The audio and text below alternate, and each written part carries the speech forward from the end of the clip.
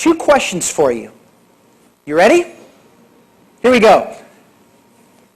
In New York and Plano, raise your hands so maybe we can get a count, because I'm going to ask raise of hands here. First question, would you make different decisions or more responsible decisions if you viewed yourself as a brand? Raise of hands. Would you make different decisions or more responsible decisions if you viewed yourself as a brand? Is that it? Okay, it's up to you. Okay. How many hands do we have over there?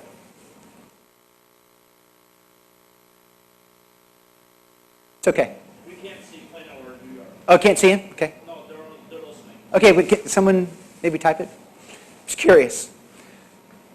Well, we've been doing this survey for quite a long time, and 84% of people would make different and or more responsible decisions if they viewed themselves as a brand.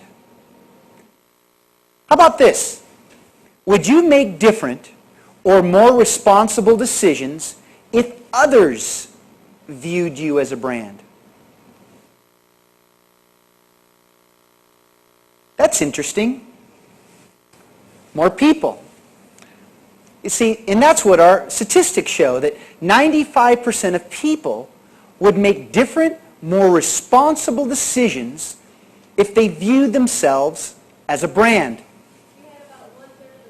Thank you. 1/3. Thank you. Thank you. 95%. You see, the first question was about your own self-expectations.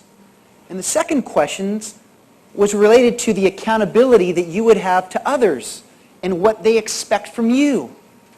Now here's the trick. Those two should align. What you expect from yourself and what others expect from you should be the same. I've got a question for you. How much time, in fact, I'll ask it a little different way. I'll ask it the easy way. Have you taken time in the last 6 months to educate someone about your Hispanic brand? Honestly, have you? Good. Very good. And you know what? And for those that haven't, that's opportunity. That's opportunity. It's your responsibility. Because unfortunately, our successes are hidden from all the news that we hear on television that really masks the momentum that our Hispanic brand has. And it's growing each and every day. In my book, Earning Serendipity, I say that the wise man forfeits his fortune when he does not trust himself. The wise man forfeits his fortune when he does not trust himself. Here's the formula. Opportunity minus your inability to trust your brand represents missed opportunities, not only for yourself, but others. Wow, now things have really multiplied now. You see, when you don't trust your brand, you're not only missing opportunity for yourself, but for others. Did you ever think about it that way before? Honestly, anybody ever think about it that way before? That when you don't trust your brand, you're missing opportunities for yourselves and others. Let me give you a little example. How many times have we asked for advice from someone? Have you ever asked somebody for advice? I have. Have you? Okay, we all have, right? Now, the next time you ask somebody for advice, ask them this question. Have you lived, or after they've given you the advice, have you lived the advice that you've given me? Think about that. Have you actually lived the advice that you're giving me?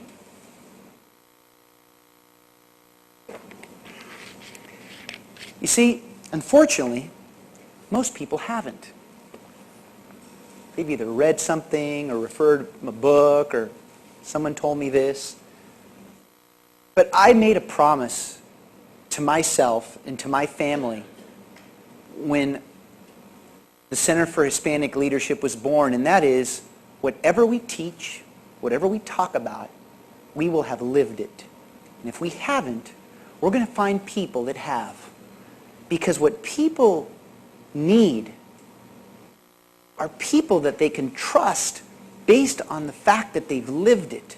I mean, I'll never forget. I was asked one time by a friend of mine, actually, dear friend who's a mentor, he says, Glenn, would you do me a favor and speak to this individual? He wants to learn more about the speaking business and how the literary world works. He wants to write a book. And I said, sure. And so we had lunch, and he said, well, how can I help you? I go, you know what, I'm always telling people how they can grow their business or how they can start a new business, and I feel like I've got this magic formula, and I want to write a book. Okay?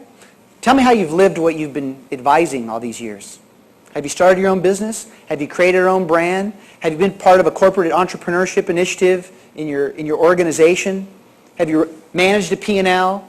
Do you know what a supply chain is? Have you talked to consumers? Have you been there when they've done the demos? I can go on and on and on. He looked at me and says, well, I've done maybe half of those things. So you're not qualified to write a book. You're not qualified to advise people of things that really matter to them. And this is why sometimes people get confused, because they don't know who to trust, and in many cases they're given advice from the person that wasn't the wise one. See where I'm going? You really need to be responsible in trusting your brand, because when people look to you to lead an initiative, a project, they want to know that you trust your brand. Because you're going to make the best decisions for the organization. You're going to make the best decisions for that team. You're going to make the best decisions for the advancement of the organization.